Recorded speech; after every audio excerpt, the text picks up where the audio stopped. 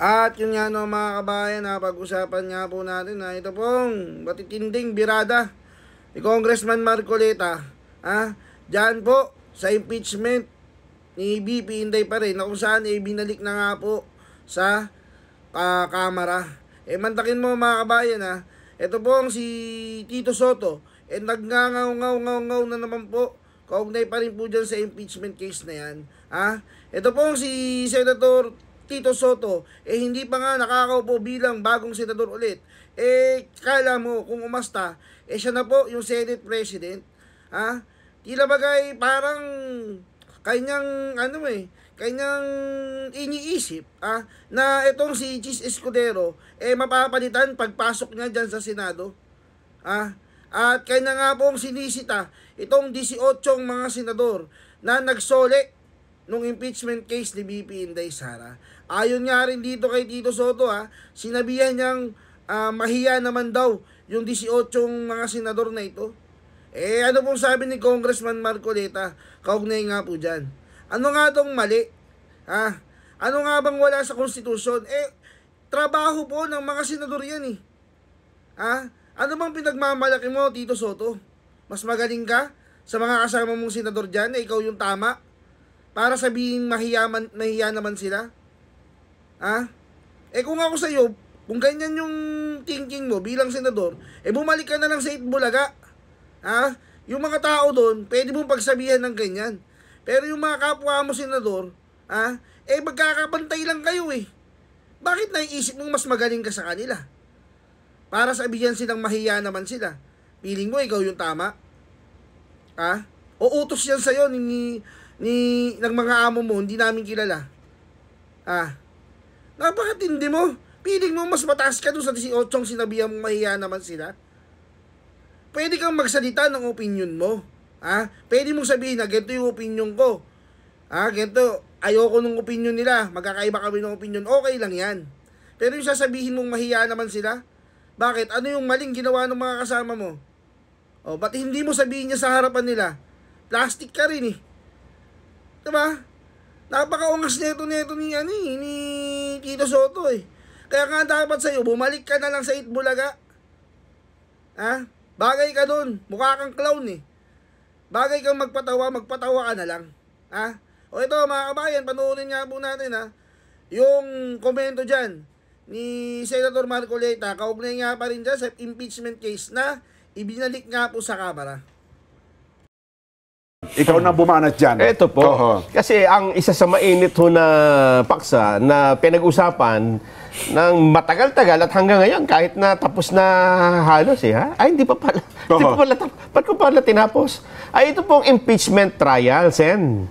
Lalong-lalo na nang nag-utos. Wala pang trial di ba? Wala pa. Pero nag-convene na ang impeachment, ano ba tawag dito? Impeachment court. Impeachment court Nag-convene na sila. Nag-convene At nagpadala na ng summon Suman, hindi pa. Pero summon, nagpadala na kay Vice President Inday Sara. Ang isang katanungan, at ito'y pinag-usapan ng talagang matindi, ayun naging kautusan, Sen, at pinagbotohan ng Senado. Nag-away-away yata sila rin. Bago marating ang desisyong ito, ang daming dramang nangyari. Muntik pa may magbabag. Muntik pang may magsuntukan. Pero kalaunan pala Katapos-tapusan. Pareho pala sila ng posisyon. Nung nagkabotohan, magkakampi pala. parehas pala tayo ng iniisip. Bakit tayo magtatalo? Yun na nga. Ito pong yung termino na remand, yung pagbabalik ng impeachment complaint sa House. Yung una kasing nakita, yung parang may nag-motion to dismiss. Yes po. Senador Bato po yun. Senador Bato, kino-question ngayon sapagkat sa ngayon, sabi nila, kahit tingnan mo yung ating in-amend na rules of court, hindi na pinapayagan kanya yung motion to dismiss. Di ba? Doon nagsimula. Yes. Hanggang sa nakaisip sila ng ibang pamamaraan. So, ibalik na lang natin. Parang gano'n nata nangyari. Yes. Yung salitang remand, pinalitan nila. Salitang dismiss po, pinalitan nilang remand. Oo. Tapos ayaw nilang tanggapin yung remand, return na lang. Parang gano'n, di ba? Pareho rin yun di ba? Parang sa legal term, parang nagtalo sila doon, Sen, yung legal term daw po ata ng remand, parang dismiss din daw po yun. At kung ano-ano pa, yung parang yung punto ni Senador Coco Pimentel eh. Kaya in-specify ni Senador Alan Cayetano na bagamat yan ay remand, hindi yan dinidismiss ang usapin ng impeachment. Technically speaking, hindi naman talaga dinidismiss eh. Opo. Kapag ka ni-remand, halimbawa, ngayon makikita ninyo maski ang Korte Suprema, nagre-remand eh. Sabi niya, tingnan mo nangyari sa kaso ni De Lima. dating Senador De Lima. Ayan, opo. Court of Appeals ata ang nagsabi, Yes, ni-remand uli. Ibig sabihin, binalik sa trial court para ilitigate na muli. Opo. Ngayon, may mga napansin yata yung impeachment court na may mga pagkukulang sa panig ng House of Representatives. Kaya nauwi nga sa pagdidesisyon na i-remand o i-return, isoli. Opo. Ibalik. Opo. Sa Tagalog. Ibalik sa House of Representatives. At may kalakip ngayon na pahayag na katungkulan na una, sabi niya gano'n, i-attest ninyo na hindi kayo nagkaroon ng paglabag doon sa ating one-year bar rule. Yan. At pagkatapos, yung isa ay kinakailangan mag-adapt kayo ng isang resolution na specifically yung 20th Congress ay papayagan ang inyong naunang initiative na pagsasubmit ng impeachment complaint. Ngayon, ito, nagkaroon ng matinding reaction sa House of Representatives at nagkaroon pa nga ng isang pagmimisa yata doon na Nelson. Yun ang hindi ko maintindihan kasi alam nyo naman, hindi naman ako Katoliko din.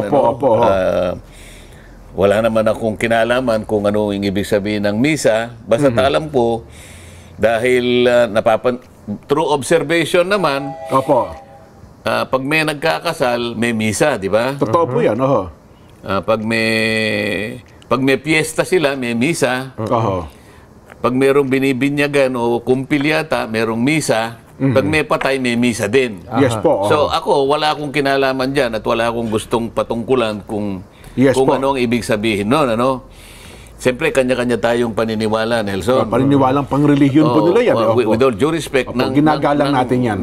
Nang walang anumang uri ng kawalan ng pagpapahalaga, kaya lang naman ako nagtaka, bakit nagkaroon ng misa, nakita ko yung mga kasama ko, dala-dali na lang yung, may kopya sila ng impeachment complaint. Folder ano yun? Talaga patong-patong dala-dala nilang ganon. Kaya ako nagtaka, unang-una lang, ngayon ko lang unang nakita. Unang sa kasaysayan pala yun. Isipin mo naman, ako ay 18 taon ako sa House of Representatives. Ngayon ko lang nakita na yung impeachment complaint na para sa akin ay isang political action ay hinaluan ng misa. Ito lang, kaya ako bigyan nyo na ng kaukulang pangunawa kung hindi ko naman masyadong maintindihan kung bakit kinangailangan ipagmisa yung impeachment complaint na isinuli ng Senado. Baka po namatay, hindi kaya? Ayoko sabihin nyo, kasi nga sabi ko nga sa'yo, pag may patay, may misa din Di ba? Baka kasi nga ako namatay. Ngayon, naghahanap naman ako ng corona. Wala naman akong makitang corona. Lalo, baka ako may kabaong. Nung una nga, akala ko may namatay na Baka naman na binyagan o kaya nabuhay. Ano nga yun? Kaya kayong dalawang tinatanong ko sapagkat kayo, mas observant kayo sa akin Mas mahilig kayo sa chismis kaysa sa akin. Pero ang katanungan dito, Sen, ay yun daw pag-remand ng impeachment complaint ay first time na nangyari at may nagsasabi naman na ay hindi, wala yan sa sa batas, diba? Kaya nga raw hindi tinanggap ng Kaya daw hindi tinanggap ng Kamara de Representante yung remand. Ang tungkulin daw ng Senado as impeachment at court ay hindi ibalik, kundi i-forward, diba? I-hear, i-acquit, o kaya ay patawan ng guilty. O kaya naman, dapat daw nag-motion doon ay ang panig ng depensa.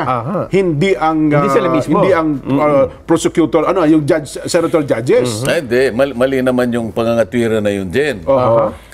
Kung inaakala mo na talagang nag-constitute na yung Senado as an impeachment court. Sa makatwid, yung korte, yun ang Senado. Yes. Okay? Yun, yung House of Representatives, represented by the prosecutors, kayo yung kayo yung Opo. kayo yung litigant. Opo. Ngayon, ang korte, sa regular na korte, regular, kung ano man ang sinabi sa'yo ng korte, sumunod ka. Utos ng korte. Hindi ka pwedeng hindi sumunod doon. Kapag, ngayon halimbawa sa korte natin, meron siyang inutos sa'yo, at hindi ka sumunod, madidisbisan ka. Di ba? Kasi sabi nila, hindi naman pwedeng hindi. Ngayon kasi, merong bagong tuntunin. Ayoko naman sa yung mga detalye. Opo.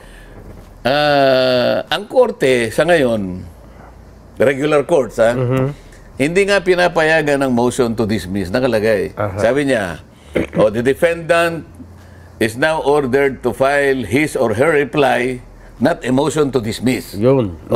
Within a period of blah, blah, blah. Pero, ang isa naman ngayon na innovation ng korte, ang una niyang didinggin yung affirmative defenses. Okay. Kasi yung dinimanda mo si Nelson, ikaw ang plaintiff dyan. Opo. So, ang defendant si Nelson. Si Nelson, nakita niya, walang jurisdiction to. So, pagsagot niya ngayon, ang unang affirmative defense, walang jurisdiction. Yun ilalagay mo Ngayon, ang korte, bago niya pagpasyahan, mag-trial tayo on the merits, titingnan niya yung affirmative defenses. Nakita ng impeachment court, teka muna, parang may mali sa pangyayari kasi. Bakit kanya napag-alaman namin na meron palang 3 impeachment complaints ang ipinail sa House of Representatives December pa, 2024. Yung una, ipinail ng December 2. Yung isa, sumunod December 4. At yung pangatlo, December 19. Ngayon, ang tanong ng impeachment court dito, ang kanyang pag-aalala, bakit hindi ninyo nilitigate ka agad dito? Meron kayong sariling proseso Meron din kayong rule sa House of Representatives. Bakit hinintay nyo pa na mag-2025 at ang hindi namin maintindihan, ipinlano nyo pa kanya na i-file ninyo hours before the close of the third regular session. Doon kami nagtataka, sabi na Senado may 3 ng anong ginawa nyo doon sa 3? Kayo nga Na-pending ho yung 3, tsaka yung pang-4 lang. Inupuan ninyo yung 3, bakit? Ikakatwiran nila? Hindi naman namin, yan.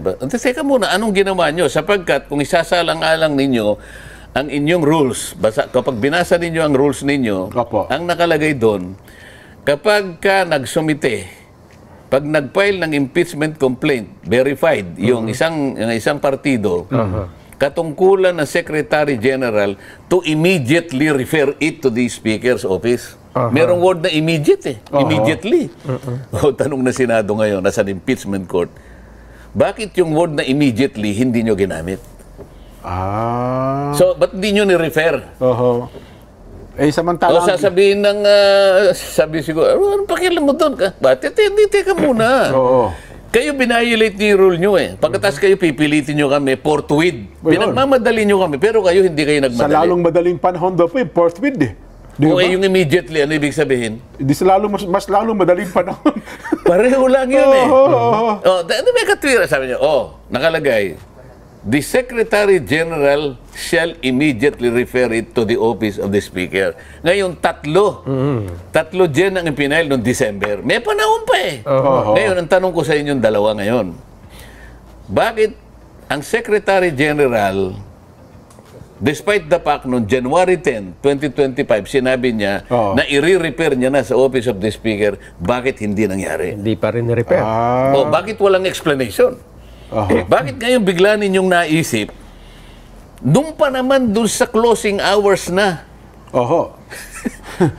patapos na yung tayo. magsesesyon na, closing na ng session Ilang oras na lang magko-close ang session, bakit doon yung... Kaya parang parang merong bad faith dito. Yun ang, sa tingin ko, yun ang damdamin ng outgoing Senate. Kaya nga ang kanyang pahayag teka muna, ibalik niya muna natin.